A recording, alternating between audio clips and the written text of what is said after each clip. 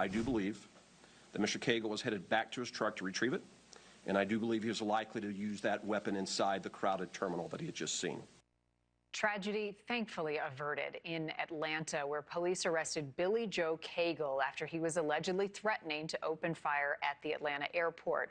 This morning, he was transferred into federal custody. Police say they found an AR-15 style rifle loaded with 27 rounds of ammunition in Cagle's truck outside the terminal at Hartsfield-Jackson International. Cagle's family alerted the police after they saw him live streaming on social media talking about his plans to shoot up the airport. Trial attorney Brian Claypool joining us now to talk more about this case. Good morning. It's always nice to see you. The fact that the crime hadn't taken place yet, what does the prosecution's case against him look like?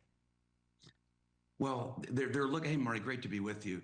Yeah, they're looking into his planning, right? You have he posted, I think, something on live streaming saying he was going to do this, right? So that goes to his intent. That's number one.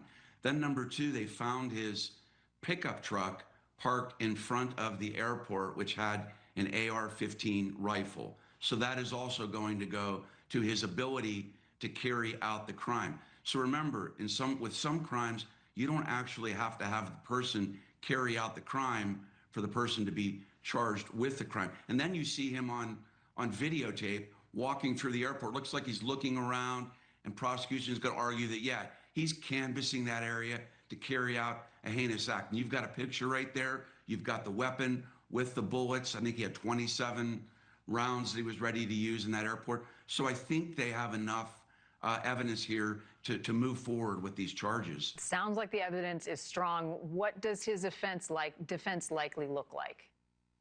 Yeah, I think his only defense, Marty, is, hey, look, I didn't really mean to do this. If I meant to do it, I would have had the AR-15 with me walking into the terminal, right? I would have just hidden the AR-15, gone into the terminal, and started shooting. Look, this was a joke.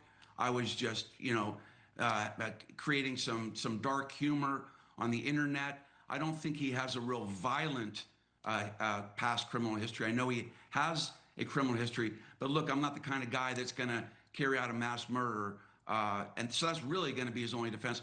Or possibly, it's possible, Marnie, I don't know his mental health background, but if he has any mental health issues that predate this, then he might have an attorney get a forensic psychological exam to argue some form of diminished capacity, which means it really defeats his intent to carry out the crime. It reduces the charges. But look, from what I'm seeing so far, that would be a stretch. Yeah, his only criminal history we know about, arrest for drug possession in Georgia. These are serious charges, though, Brian. How much jail time might he be looking at if convicted? I mean, I think he's probably looking at potentially, life in prison, because think about the number of people that he could have killed, right? He had 27 bullets there. So, look, I think the prosecution's got to go hard on this case. Why? Because we have seen a lot of mass violence throughout our country, even most recently, with Charlie Kirk. So rest assured, prosecutors are going to go for the book on this.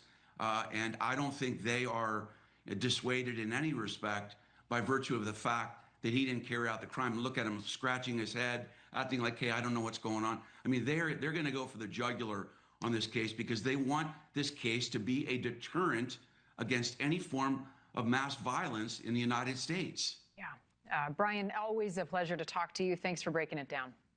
You bet. Thanks, Marnie.